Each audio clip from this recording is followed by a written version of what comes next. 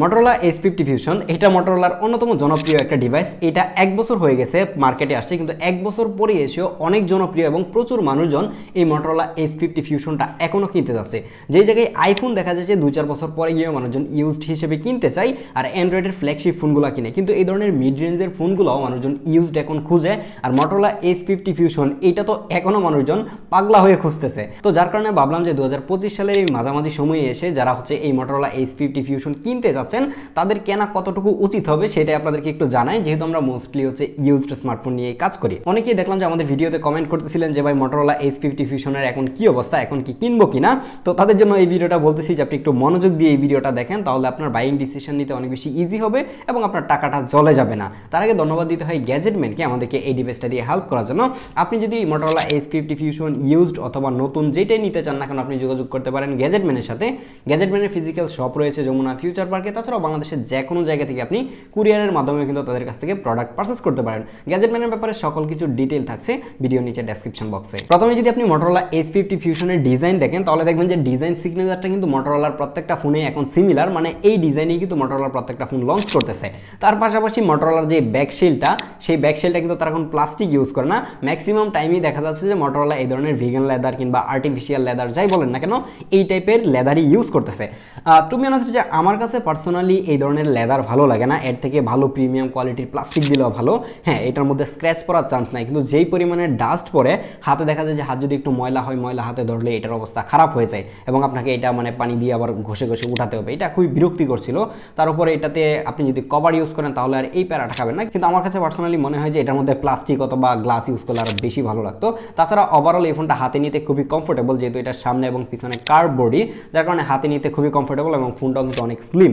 আর এতে যে ফ্রেমটা রয়েছে সেই ফ্রেমটা কিন্তু একটা প্লাস্টিক ফ্রেম। হ্যাঁ, এটা একটা budget phone. By the way প্রাইসটা আপনাদেরকে একটু জানিয়ে রাখি, আপনি যদি এই Motorola H50 Fusion নতুন কিনতে চান তাহলে আপনাকে 30,000 টাকার মতো গুনতে হবে, আর যদি ইউজড মার্কেট থেকে কিনতে চান তাহলে আপনাকে 22 থেকে 23,000 টাকার মতো খরচ করা লাগবে। তো যারা ইউজড কিনতে যাচ্ছেন তারাও কিন্তু চাইলে ট্রাই করতে পারেন, একটু ফ্রেশ কন্ডিশন দেখে কিনার ট্রাই করবেন। H50 Fusion এই ডিভাইসটা সামনের দিকে খুবই সুন্দর কার্ভ একটা ডিসপ্লে ইউজ করা হয়েছে। এই জায়গায় ডিসপ্লে হিসেবে পাচ্ছেন 6.7 ইঞ্চের একটা POLED ডিসপ্লে, যেখানে 1 বিলিয়ন কালার সাপোর্টের পাশাপাশি 144 হার্জের হায়ার রিফ্রেশ রেট পাচ্ছেন। নর্মালি দেখে যে আমরা প্রত্যেকটা ফোনে কিন্তু 120 হার্জের রিফ্রেশ রেট ইউজ করা হয়, বাট এটার মধ্যে 144 হার্জের রিফ্রেশ রেট। কিন্তু এই 144 হার্জটা প্রত্যেকটা অ্যাপে কিংবা প্রত্যেকটা ওয়েবসাইটে ঠিকঠাক কাজ করে না।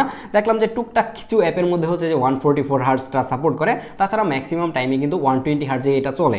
কিন্তু 120 হার্জটা খুবই কনস্ট্যান্ট থাকে, এটা মানে ওঠানামা খুব একটা করতে দেখি নাই।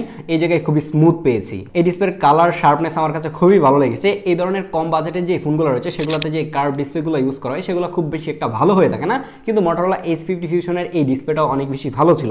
আপনারা হয়তো সবাই জানেন যে কার্ভ ডিসপ্লে হলে কিন্তু কার্ভ ডিসপ্লের মধ্যে মানে মিস টাচ হয়, বাট এই Motorola H50 Fusionটা আমি ইউজ করতে গিয়ে আমি কোনো অবস্থাতে এই মিস টাচের প্রবলেমটা ফেস করি নাই, খুবই সুন্দরভাবে ইউজ করতে পারছিলাম, টাচ নিয়ে কোনো ধরনের ঝামেলা হচ্ছিল না। H50 Fusionের এই বড়সড় ডিসপ্লেটার মধ্যে আপনি গেমিং করেন কিংবা মুভি দেখেন আপনি অন্য লেভেলের একটা এক্সপিরিয়েন্স পাবেন। Motorolaর এই ফোনটা মার্কেটে বেশি জনপ্রিয় হওয়ার কারণ হচ্ছে যে কম বাজেটে খুবই ভালো চিপসেট ইউজ করা হয়েছিল। এই ফোনটার মধ্যে কিন্তু চিপসেট হিসেবে থাকছে Snapdragon 7S Gen 2 যে চিপটা রয়েছে সেটা কিন্তু 30,000 টাকা বাজেটের নিচে আমার কাছে মনে হয় যে খুবই ভালো একটা চিপসেট। আপনি যদি গেমিং করেন কিংবা রেগুলার লাইফে ইউজ করেন এটা কিন্তু খুবই স্মুথলি ইউজ করতে পারবেন। আর এই ফোনটা যেহেতু অলরেডি মার্কেটে 1 বছর হয়ে গেছে, 1 বছর পরে এসেও স্টিল নাও এটার পারফরমেন্স অনেক বেশি ভালো ছিল। পারফরমেন্সে আপনি কোনো অবস্থাতেই কমতি দেখতে পাবেন না, খুবই স্মুথলি ইউজ করতে পারবেন। এখন যারা এটা নতুন কিনতে যাচ্ছেন তারাও আমার কাছে মনে হয় যে 4-5 বছর অনায়াসে ইউজ করতে পারবেন, অ্যাটলিস্ট পারফরমেন্স নিয়ে প্যারা খাবেন না। কিন্তু এই জায়গায় একটা কমপ্লেন হচ্ছে যে অন্যান্য ফোন কোম্পানি যে জায়গায় লং টাইম ধরে সফটওয়্যার সাপোর্ট দিচ্ছে, মানে 5 বছর 7 বছর সফটওয়্যার সাপোর্ট দিচ্ছে, এই ফোনগুলোতে কিন্তু Motorola যে ফোনগুলো রয়েছে সেগুলোতে আপনি এত লম্বা সময় ধরে সফটওয়্যার আপডেট পাবেন না।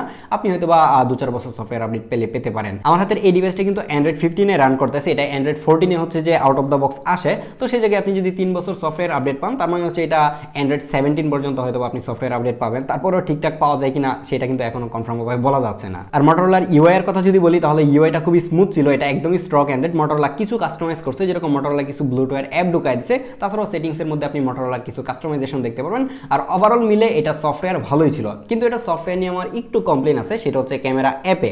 হ্যাঁ, আপনারা হয়তো সবাই এটা জানেন এবং অনেকেই এটা নিয়ে কথা বলছে যে Motorolaর ক্যামেরার যে অ্যাপটা রয়েছে সেটার মধ্যে লেন্স সুইচিং কিংবা ভিডিও করতে চান কিংবা ছবি তুলতে চান, এটার মধ্যে দেখতে পাবেন যে প্রচুর পরিমাণে ল্যাগ করে, যেটা খুবই বিরক্তিকর ছিল। এবং 1 বছর পরে এসেও H50 Fusion এই ফোনটার ক্যামেরার যে ল্যাগের বিষয়টা সেটা এখনো সফটওয়্যার আপডেটের মাধ্যমে এখনো Motorola ফিক্সড করে নাই। তো যারা হচ্ছে নতুন অবস্থায় রিভিউ দেখছেন 1 বছর বছর আগে সবাই বলতেছিল যে এটা হয়তো সফটওয়্যার আপডেটে ফিক্সড হয়ে যাবে, কিন্তু 1 বছর পরে এসেও যেহেতু এটা ফিক্সড হয় নাই, আমার কাছে মনে হয় না যে এটা আর ফিক্সড হবে। এই ফোনটা শুধুমাত্র পারফরমেন্সের জন্যই জনপ্রিয় হয় নাই, এটার পাশাপাশি এর ক্যামেরাটাও কিন্তু খুবই ভালো। এর যে 50 মেগাপিক্সেলের মেইন ক্যামেরাটা রয়েছে সেটার ছবি অনেক বেশি ভালো ছিল, খুবই ডিটেইল ছবি তুলতে পারে এবং খুবই শার্প ছবি তোলে, আর এটা ডাইনামিক রেঞ্জও খুবই ভালো ছিল। মোটরোলা দেখলাম যে স্যামসাং এর মতোই একটু ওভার স্যাচুরেটেড ছবি তোলে এবং এটাই মানুষজন বেশি পছন্দ করে, খুব বেশি ন্যাচারাল ছবি মানুষজন পছন্দ করে না।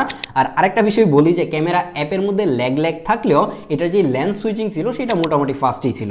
এর মেইন লেন্সটা ডে লাইটে যেরকম ভালো পারফর্ম করে, লো লাইটেও কিন্তু খুবই ভালো পারফর্ম করতে পারে, খুব বেশি একটা নয়েজ এবং গ্রেনের দেখা আমি পাই নাই। আর এতে থাকা 30 মেগাপিক্সেলের আলট্রা ওয়াইড লেন্সটা আহামরি ভালো না হলেও কাজ চালিয়ে নেওয়ার মতো, যে জায়গায় হচ্ছে যে এখন 30-32 হাজার টাকা দিয়ে একটা নতুন ফোন কিনতে গেলে আলট্রা ওয়াইড লেন্সই পাওয়া যায় না, মাত্র একটা সিঙ্গেল ক্যামেরা ইউজ করা হয়ে থাকে, সেই জায়গায় 30 মেগাপিক্সেলের একটা আলট্রা ওয়াইড লেন্স থেকে খুবই ভালো সাপোর্ট পাচ্ছিলাম, যদিও কিনা খুব বেশি শার্প এবং ডিটেল ছবি দিতে পারে না, কিন্তু ইউজফুল ছিল।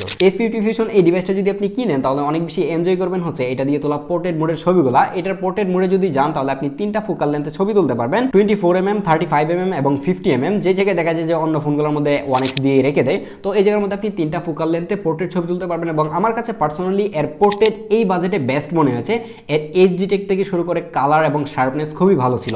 এই বাজেটের ফোনগুলোতে নর্মালি দেখা যায় যে যখন পোর্ট্রেট ছবি তোলা যায় এজ ডিটেক্ট ঠিকঠাক করতে পারে না, ডাইনামিক রেঞ্জ ভালো থাকে না, মানে ওভার এক্সপোজ করে দেয়, এরকম অনেক ঝামেলা দেখা যায়। তাছাড়াও ফেসটা অনেক বেশি স্মুথ করে দেয়, কিন্তু এই ফোনটা অনেক ভালো সুন্দর পোর্ট্রেট তুলতে পারে, সেটা হয়তো বা এই স্যাম্পলগুলো দেখে এতক্ষণ আপনারা নিজেরাই আইডিয়া করে ফেলেছেন। আর 32 মেগাপিক্সেলের ফ্রন্ট ক্যামেরাটা দিয়েও খুবই সুন্দর সেলফি তোলা যাচ্ছিল, খুবই শার্প এবং ডিটেল ছবি দিতে পারতেছিল, এবং সেলফি ক্যামেরাটা মোটামুটি ন্যাচারাল কালার রাখতে পারে, কালার নিয়ে খুব বেশি একটা আপনাকে ঝামেলায় পড়তে হবে না। আর ব্যাক ক্যামেরার মতো আর ফ্রন্ট ক্যামেরা দিয়েও যখন আপনি পোর্ট্রেটে ছবি তুলবেন তখন দেখতে পারবেন যে এজ ডিটেক্ট থেকে শুরু করে কালার আপনার কাছে অনেক বেশি ভালো লাগবে। এটা দিয়ে কিন্তু সর্বোচ্চ 4K তে ভিডিও রেকর্ড করা যায়। তো চলুন একটা ভিডিও স্যাম্পল দেখে আসি। এটা হচ্ছে Motorola S50 এর আলট্রা ওয়াইড এর ভিডিও। এটা দিয়ে আলট্রা ওয়াইডে কিন্তু আপনারা 4K তে ভিডিও রেকর্ড করতে পারবেন, এবং 4K তে ভিডিও রেকর্ড করতে গেলে এরকম একটা ভিডিও পাবেন।